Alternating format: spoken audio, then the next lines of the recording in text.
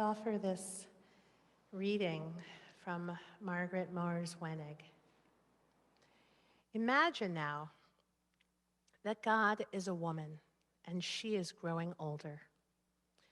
Tonight, Kol Nidre night, God lights candles, one for each of her children, millions and millions of candles illuminating the night, making it bright as day. Tonight, God will stay awake all night, turning the pages of her book. God is lonely tonight, longing for her children, her playful ones. Ephraim, her darling one, her body aches for us.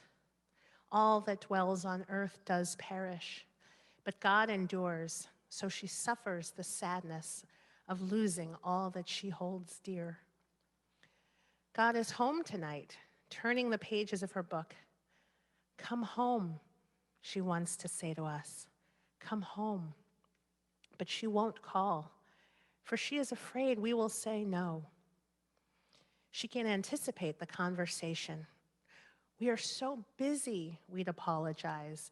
We'd love to see you, but we just can't come tonight. Too much to do, too many responsibilities to juggle. Even if we don't realize it, God knows that our busyness is just an excuse.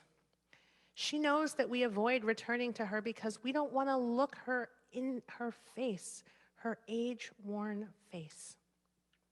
She understands that it's hard for us to face a God who disappointed our childhood expectations. She did not give us everything we wanted. She did not make us triumphant in battle, successful in business, and invincible to pain. We avoid going home to protect ourselves from our disappointment and to protect her. We don't want her to see the disappointment in our eyes. Yet God knows it's there, and she would have us come home anyway. What if we did? What if we did go home and visit God this Yom Kippur? What might it be like? God would usher us into her kitchen, seat us at her table, pour 2 cups of tea. She's been alone so long that there is much she wants to say to us, but we barely allow her to get a word in edgewise, for we are afraid of what she might say, and we're equally afraid of silence. So we will fill an hour with chatter, words, so many words, until finally she touches her fingers to her lips and says, "Shah, be still, shh." Then she pushes back her chair and says, "Let me have a good look at you." And she looks. And in a single glance, God sees us as both newly born and dying, coughing and crying, turning our head to root for her breast, fearful of the unknown realm which lies ahead. In a single glance, she sees our birth and our death and all the years in between. She sees us as we were when we were young, when we idolized her and trustingly followed her anywhere, when our scrapes and bruises healed quickly, when we were filled with wonder at all things new, a new dress, a driver's license, the new feelings in our body when we were first allowed a friend to touch it. She sees us when we were young, when we thought there was nothing we could not do. She sees us in our middle years too, when our energy was unlimited, when we kept house, cooked and cleaned, cared for children, worked and volunteered, when everyone needed us, and when we had no time for sleep. And God sees us in our later years, when we no longer felt so needed, when chaos disrupted the bodily rhythms we had learned to rely upon. She sees us sleeping alone in a room which once slept two. God sees things about us we have forgotten and things we do not yet know, for nothing is hidden from God's sight. When she's finished looking at us, God might say, "So tell me, how are you?" Now we're afraid to open our mouths and tell her everything she already knows, whom we love, where we hurt, what we have broken or lost, what we wanted to be when we grew up. We're afraid to speak now, lest we begin to cry. So we change the subject. "Remember the time when we began?" "Yes, I remember," she says. Suddenly we're both talking at the same time, never completing a sentence, saying all the things the greeting cards never said. I'm sorry that's all right, I forgive you. I didn't mean to, I know, that I know. I was so angry that you hit me. I'm sorry that I ever hurt you. But you wouldn't listen to me. You're right.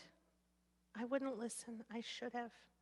I know that now, but at the time I had to do it my way. I know, she nods. We look away from her now. Our eyes wander around the kitchen. I never felt I could live up to your expectations, we say. I always believed you could do anything, she answers. What about your future, she asks us. We stammer out an answer, for we don't want to face our future. God hears our reluctance and understands. After many hours of sitting and drinking tea, when at last there are no more words to say or to hear, God begins to hum.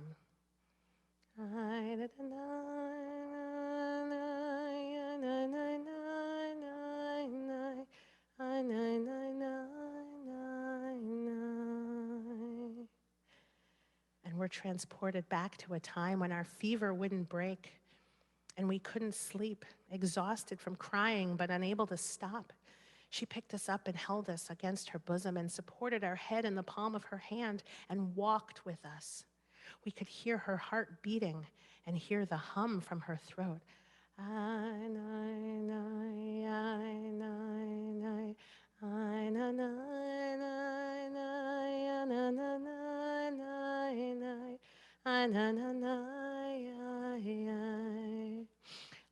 Yes. That's where we learned to wipe the tears. It was from her we learned how to comfort a crying child, how to hold someone in pain. Then God reaches out and touches our arm, bringing us back from our nostalgia, bringing us back to the present and to the future. You will always be my child, she says, but you are no longer a child. Grow old with me. The best is yet to be, the last of life for which the first was made. Of the beginning of creation, it's written, it was evening and it was morning, Yom Echad, one day, not the first day. On this, the sages said, what is the meaning of one day? This is Yom Kippur. So on this night of nights, we sense ourselves in the presence of the light of the first day of creation, not physical light, for the sun and stars were not created until the fourth day, but a spiritual light that God reserved for the righteous in generations to come. The sun is setting. Outside there is darkness. But here in our sanctuary and with you at home, there is spiritual light, the light of Eden before there was sin, the light of God's love through which we learn to love, and the light of God's forgiveness through which we learn to forgive.